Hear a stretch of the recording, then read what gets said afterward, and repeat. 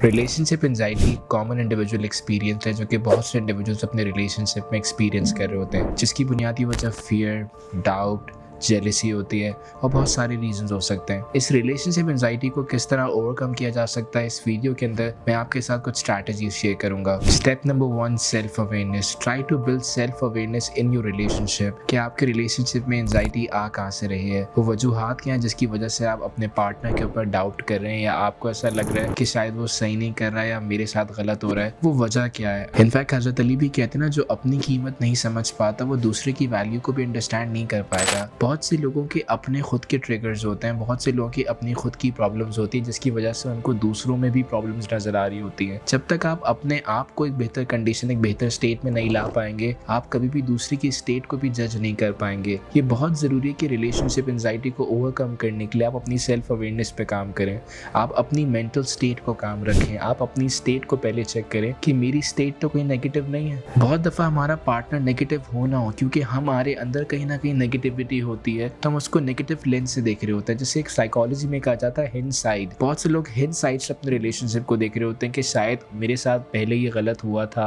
या मेरे साथ मैंने किसी को गलत करते हुए देखा था तो अब मेरे साथ भी गलत हो रहा है। जस्ट लाइक बहुत सा कंटेंट, बहुत से ड्रामा, बहुत सी नेटफ्लिक्स से मूवीज जो बन रही हैं, उन मूवीज से जो कंटेंट इंडिविजुअल्स के माइंड में जा रहा है वो नेगेटिव है, जिसकी बुनियादी असर उनके रिलेशनशिप, उनकी घरेलू जिंदगी पर होता है। सो दैट्स वाई बहुत जरूरी है कि आप अपने अंदर सेल्फ अवेयरनेस बिल्ड करें ताकि आप सही और गलत को पहचान सकें। Step number 2, open conversations. I think किसी भी रिलेशनशिप के अंदर किसी भी प्रॉब्लम को हल करने के लिए कम्युनिकेशन बहुत जरूरी है और एक ओपन कन्वर्सेशन बहुत जरूरी है, जहां आप अपनी फीलिंग्स को शेयर करें, जहां आप अपने आइडियाज को शेयर करें कि मुझे ये लग रहा है, शायद ये गलत हो रहा है और शायद वो गलत हो रहा है या शायद वो वाकई में गलत हो।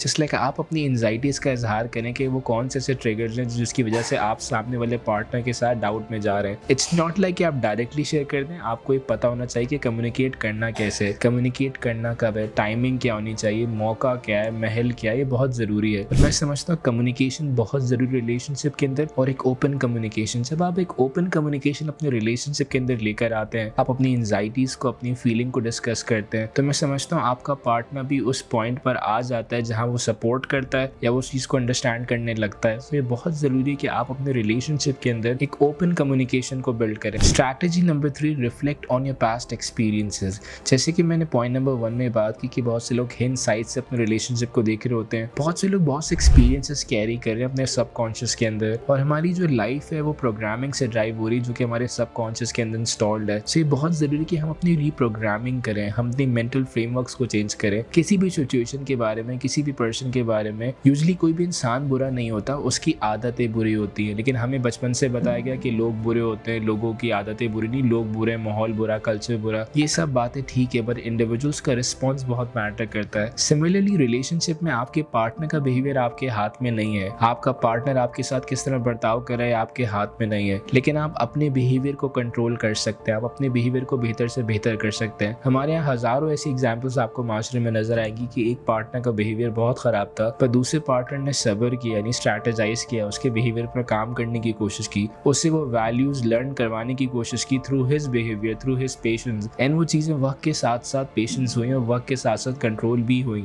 Step number 4, seek professional help. अगर आप अपने रिलेशनशिप में किसी एंजाइटी को फेस कर रहे हैं तो बहुत ज़रूरी है आप किसी प्रोफेशनल की हेल्प लें, किसी काउंसलर की हेल्प लें, किसी रिलेशनशिप कोच की हेल्प लें जो कि आपको ये गाइड कर सके कि किसी रिलेशनशिप के अंदर, किसी सिचुएशन में आपका बिहेवियर किस तरह का होना चाहिए। I love this phrase by Hazrat Ali, वो भी कहते हैं इल्म को उसके अहल से सीखो। बहुत से ऐसे लोग हैं जिन्होंने सालों लगाए साइकोलॉजी को पढ़ने में, बहुत से ऐसे लोग हैं जो कि बिहेवियर को स्टडी कर रहे हैं और हर तरह के बिहेवियर्स होते हैं, लेकिन किस बिहेवियर के साथ किस तरह रिस्पॉन्ड करना है, किस सिचुएशन में आपको किस तरह रिप्लाई करना है, ये हर किसी को नहीं पता। एंड बाज़ दफ़ा रिलेशनशिप्स थोड़े ख़राब हुए होते हैं, लेकिन वो कम्युनिकेशन की वजह से, वो प्रोफेशनल सपोर्ट ना लेने की वजह से वो मज़ीद ख़राब हो रहे होते हैं, जिसकी वजह ये है कि हमें लगता है कि हमें आता है, हम खुद कर लेंगे, लेकिन प्रोफेशनल सपोर्ट बहुत ज़रूरी है। आप किसी भी मैदान में चले जाएँ, आप किसी भी फील्ड में चले जाएँ, बहुत से लोग हर एरियाज में प्रोफेशनल सपोर्ट ले रहे हैं। अगर आपको मैथ्स नहीं आती तो आप मैथ्स के लिए टीचर लेते हैं, अगर आपको आपको साइंस नहीं आती तो आप साइंस के लिए कोई टीचर या किसी फैकल्टी को कंसर्न करते हैं। सिमिलरली रिलेशनशिप भी एक साइंस है और रिलेशनशिप एंजाइटी इटसेल्फ एक साइंस है कि आपको कोई फियर्स हैं अपने रिलेशनशिप को लेकर, आपको कोई जहन में कुछ डाउट्स क्रिएट हो रहे हैं, ये क्यों हो रहे हैं, इन्हें कैसे डील किया जाता है। सो ये बहुत ज़रूरी है कि आप किसी प्रोफेशनल की सपोर्ट लें ताकि आप अपने बिहेवियर को रीप्रोग्राम कर सकें। Step number 5, practice mindfulness and relaxation.